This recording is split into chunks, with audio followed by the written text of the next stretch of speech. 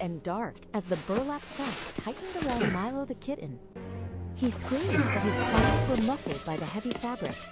A stranger's boots pounded against the icy pavement, sprinting away into the winter gloom.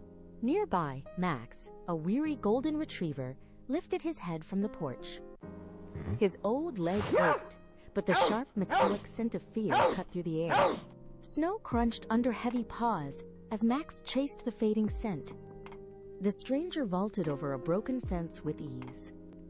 But the old dog struggled, slipping on wet stones before recovering. They reached a skeletal, abandoned warehouse where the stranger vanished.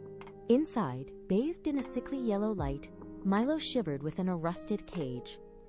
Max let out a thunderous bark, but the heavy steel door remained shut. That night, Max returned under the cover of a moonless sky.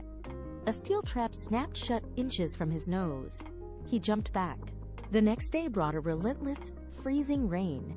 Max dug at the iron lock until his claws bled. He watched from beneath rotting wood as guards patrolled the perimeter. He was tired, his joints burned, but he refused to leave.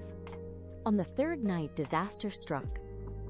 A torch fell from a high beam. Smoke, thick and black, began to fill the rafters. Max smashed through a low window.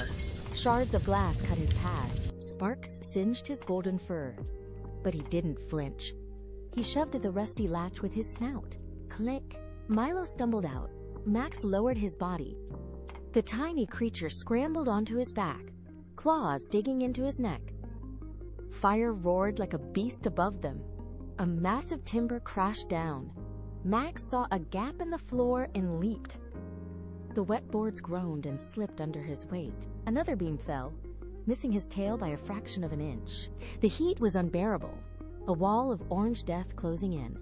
They burst through the front door and into the freezing rain. Ash mixed with water, coating their fur in a thick gray sludge. The kitten held on tight, its face buried in Max's golden mane.